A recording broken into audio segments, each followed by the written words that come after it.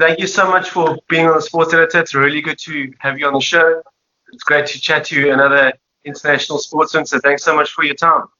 Yeah, no, thanks to you, actually. Thanks for having me, and it's my pleasure being here. So good. Good. Yeah. When you started, I know tennis was your main sport.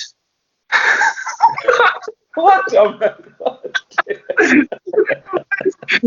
That's not true. Gamble piece, French gamble piece. It's like yeah, you got me. You got me. I was like, what? Definitely not. It's obviously your sport, and it seems to be doing very well globally. But growing up as a youngster, you obviously watched you guys play and the whole world, things like that. And a match, or was it a person that got you involved in rugby and you thought, yeah, this is a game for me, I want to do this? So actually, I think if I was to go back to the starting point of me getting involved in rugby, it was actually one of my neighbors, because my family moved to a different town, and for going back and forth to school, my neighbor was a rugby player. So what would happen is after school, I'd go and wait for him whilst he's training and everything, and I'll be sitting on the side and I'll just be sitting by myself.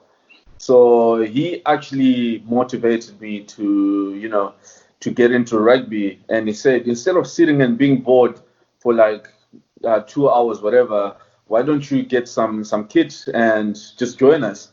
And it so happened that I was still playing football actually at the time, and the school that I was at had banned soccer because there was a massive freak injury in the school, so they just cancelled it for the term. So I found myself in a new school, no sport, and I was like, why not? So this is how I actually started, and then it sort of just snowballed from there, Excellent. That's so because you've gone on to do well, and we've discussed your career a bit later, but let's talk a bit about your position, centre.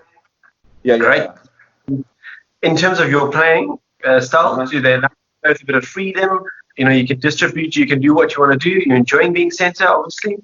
Yeah, exactly like you're saying. I think that's the beauty of playing as a centre, because sometimes I also play on the wing, but that's just the difference between the two positions, because at centre you've got more responsibilities, you get more ball, and you are involved in the decision-making process, and that's what I love about playing in that position as well. It's really intense, very physical. So it's a combination in terms even of your preparation. It's you gotta do your speed, you gotta do your power, and then you have to do your skills, and you have to be really in touch with the game plan and the coach's plan, in terms of what they're trying to achieve, be it from an attacking or defensive point of view, because I think like I play on the outside, and outside centre is really a pivotal position when it comes to defense in rugby. Yeah. That's so true. So when you come to like speed and power, that means like you let Buwesta make all the tackles and you score all the tries.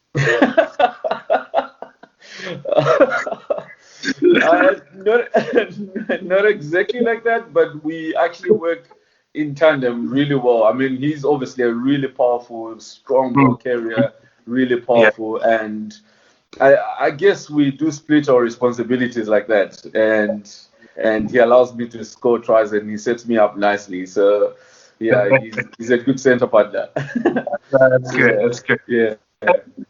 You 2011, you obviously made your debut for Zimbabwe. Has it been a nice progression with the team, and how are things looking for the preparations for the World Cup, hopefully in 2023? Yeah.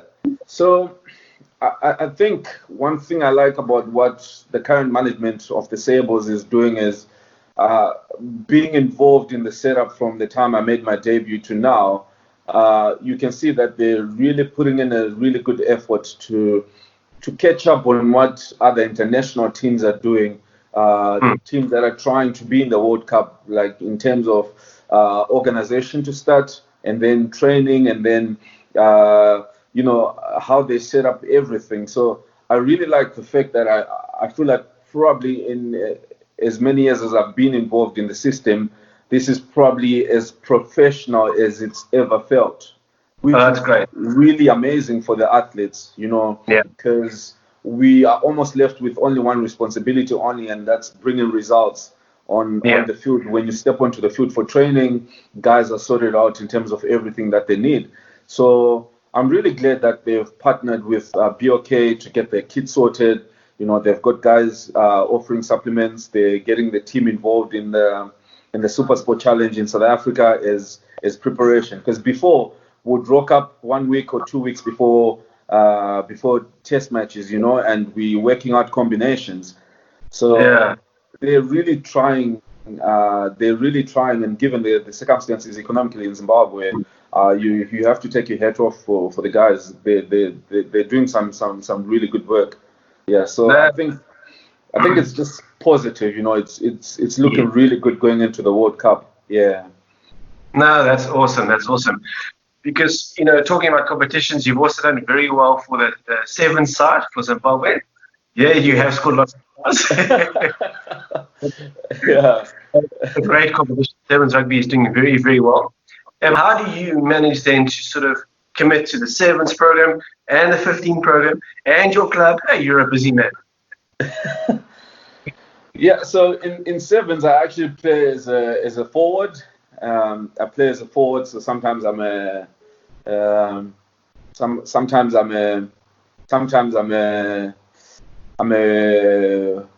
hooker, prop in sevens, and obviously switching to sevens is obviously a different type of prep, and then obviously getting involved with the club. So usually it's a full calendar. You've got something going on, which is a blessing in itself, and I'm privileged to be in that position, to be honest with you. So I try and be in the best shape I can be, obviously, to give the best I can for each level that I'm involved in, and not take it for granted, because it's a privilege to represent your country and then to also have a club.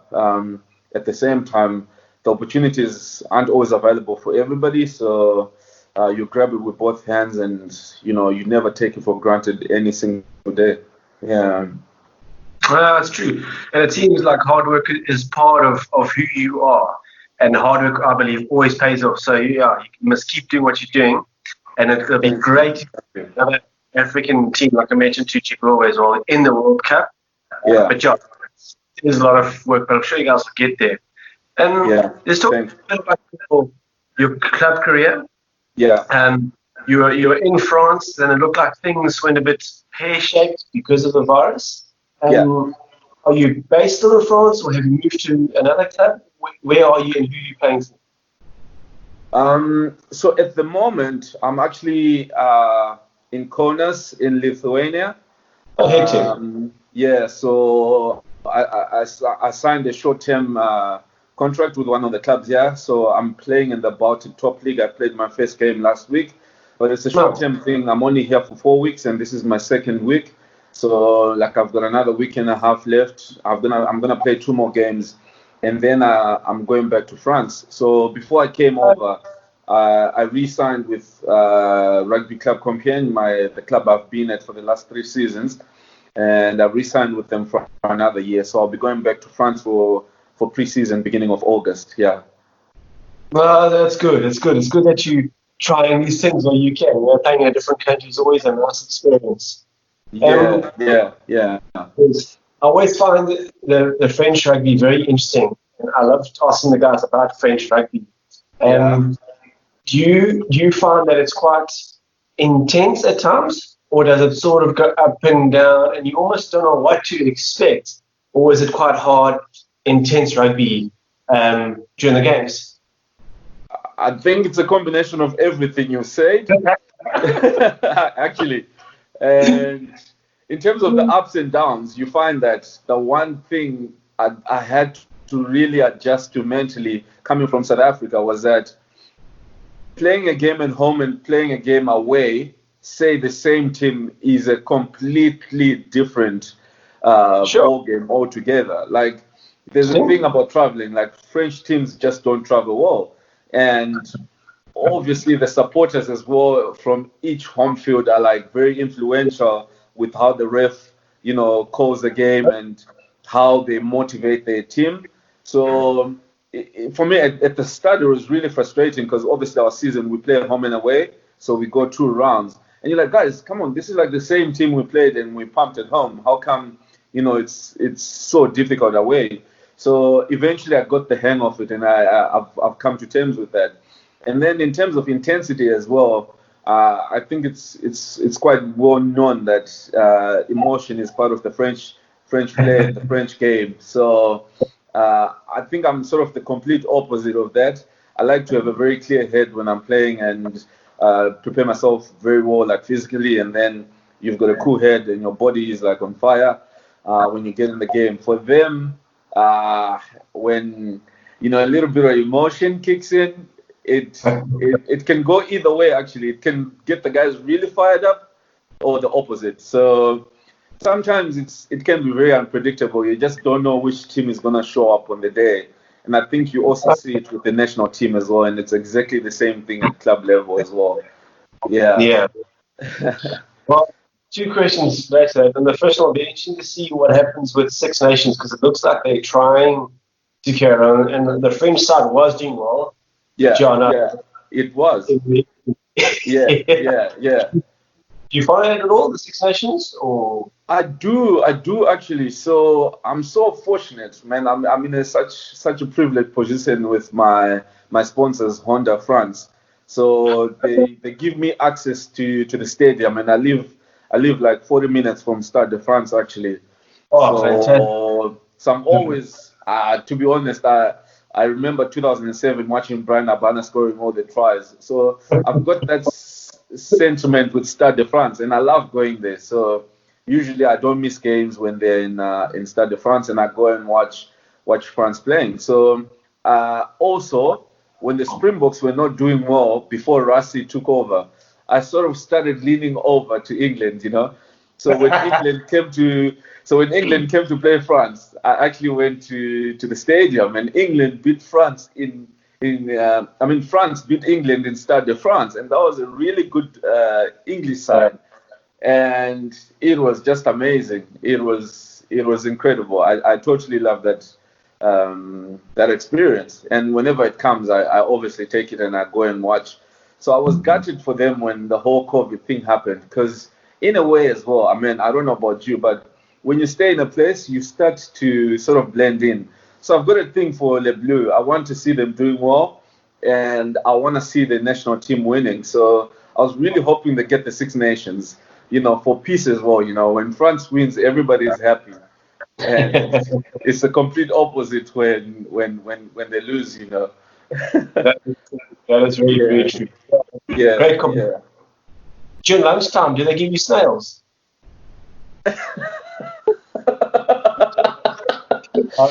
Well, this is it's actually called escargot in French, escargot. So the first time I had it, I was actually with Brian Liebenberg. I think you know Brian. Brian Liebenberg is a South African who played for France, the center. So I was with him when Letuke, it's a coastal town. And Brian, so we're sitting on a dinner table, and Brian is like, "Have you had escargot before?" And I was like, "Actually, no." He's like, "Okay, I'm gonna bring." So I was like, "Brian, what is escargot?" He wouldn't tell me. And so me being me, I love trying out things, and it was part of the reason why I left South Africa to come to France, different culture and everything. So I was like, "Yeah, sure, I'll try." Next thing, I see a tray coming, and there must have been like 10 or 12 of them, But they had garlic sauce on top, and it was like greenish a little bit. So I was like, "What is going on?" And then they're like, "They're snails, mate." I was like, "Oh, are you kidding me, Brian?" Like, it was too late, and that was the first time I had. I know people like non-French people, South Africans or Zimbabweans will probably think it's ridiculous, but they're actually not too bad, and I've had them a couple of times after that. No. I don't know if you've tried. I don't know if you've tried escargot actually. Brilliant. Have you tried it? Yeah, I've had them before. Yeah. I want to eat them just for the sake of eating them, but they're not that bad. Not as bad as some people make them out to be. Yeah. Yeah.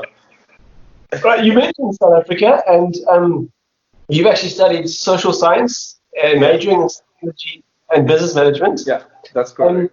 Was that something that you just found your groove in? You just felt comfortable, and you started to focus on it and study it. It's brilliant.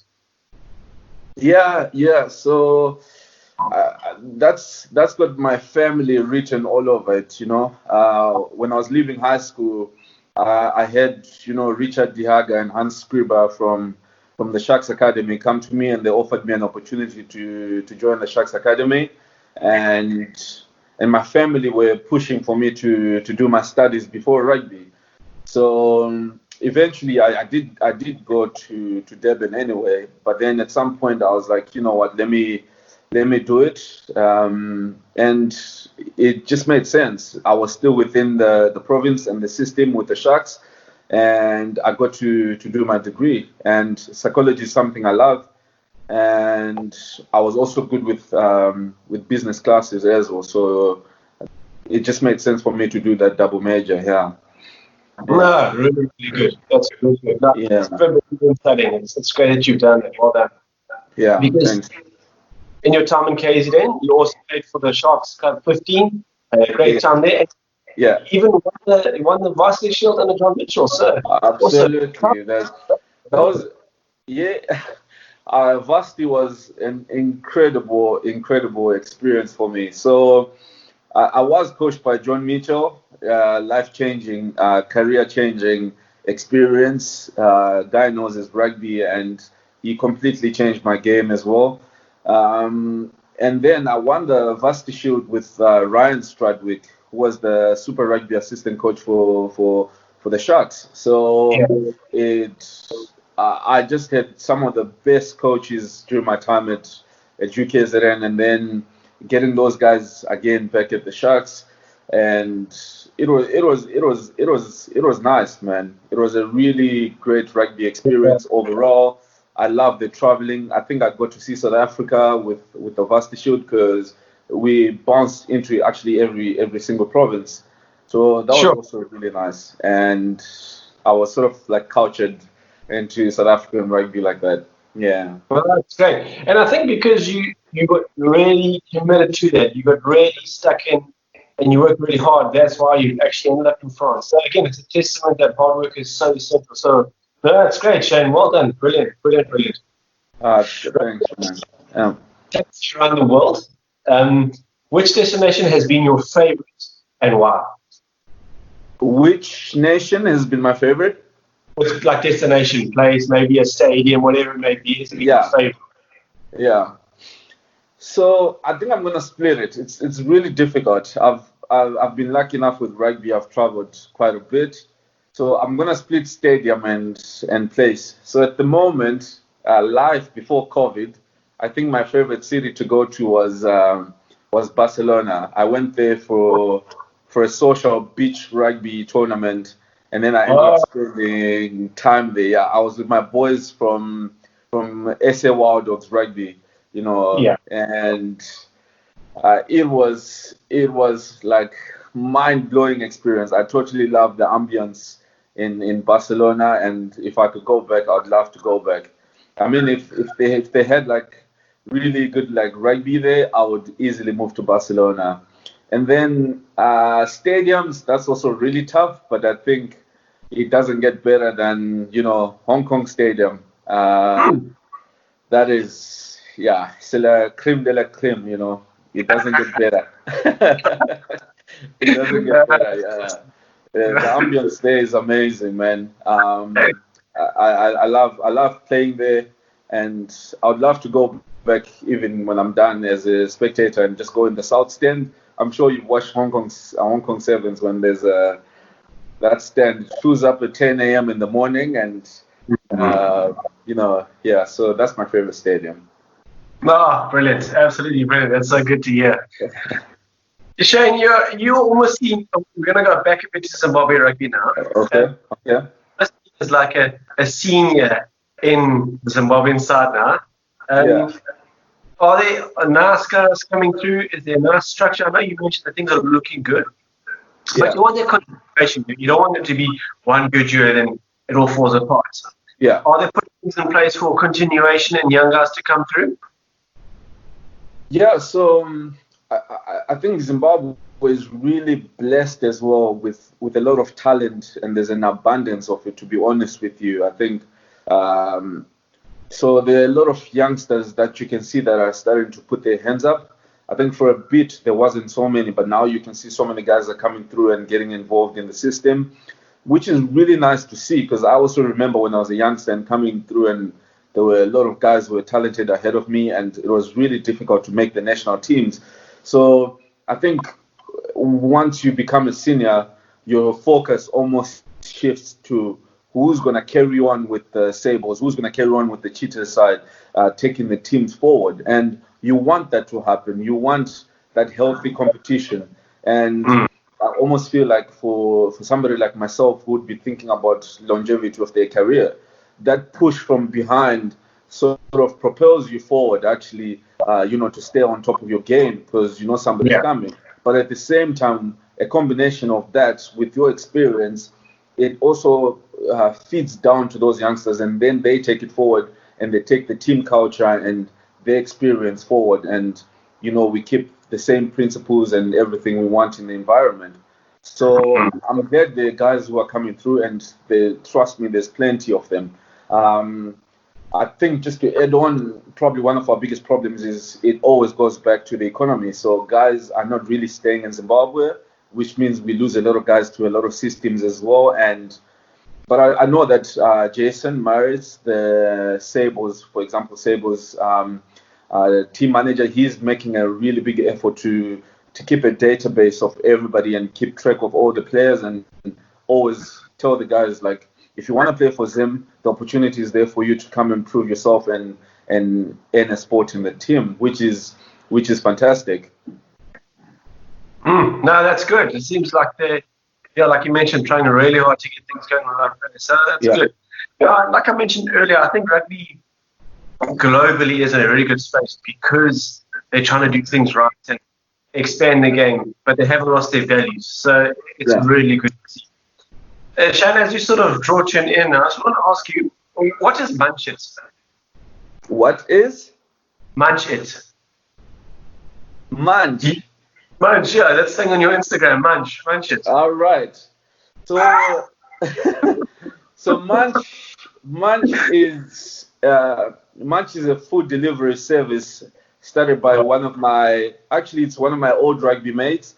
He started a food delivery service in Zimbabwe. So we do food delivery from restaurant to your doorstep.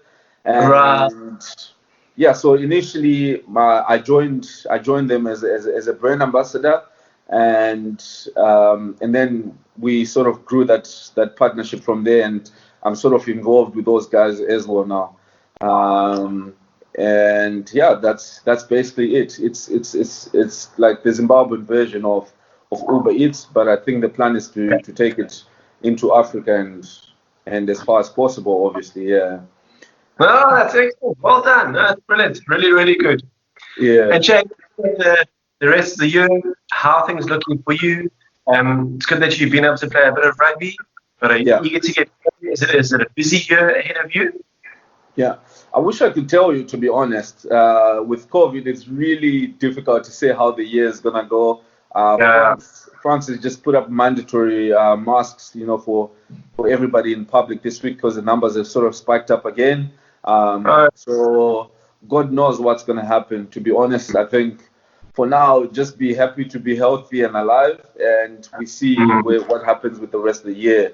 I think I'm studying at the moment and I'm preoccupied with that. So if I can finish all the courses I'm doing, I think that would be a big win for the year. And then the rest is a bonus, to be honest. Yeah. Yeah.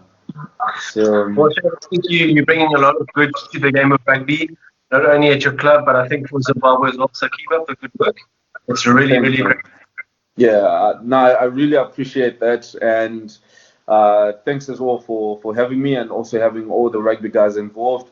I'm really passionate about seeing rugby as a sport growing globally, and the sport needs as much exposure as it can get, for it to keep growing, because it's a beautiful sport for the community. Rugby raises gentlemen. People are really respectful with good principles. So the more people that can be impacted by rugby, the better community and the better people we're going to be at the end of the day. So thank you for having me and all the other rugby guys that you're exposing out there. No, absolute pleasure. I just want to echo the words that you're saying there as well, because I really believe that as well. And yes, number one, sport's important, don't get me wrong. But it really seems to bring people together. And even if you're supporting two teams, at the end of the day, you can see rugby still won. Although there's a winner and a loser, rugby still won. And so that's what I've been saying. It's definitely getting something right there globally. Yeah. So it's really good to see. Yeah. No, thanks so much, man. Thanks so much, man. Enjoy your French lessons. Cheers, man. Thanks. Cheers. Bye.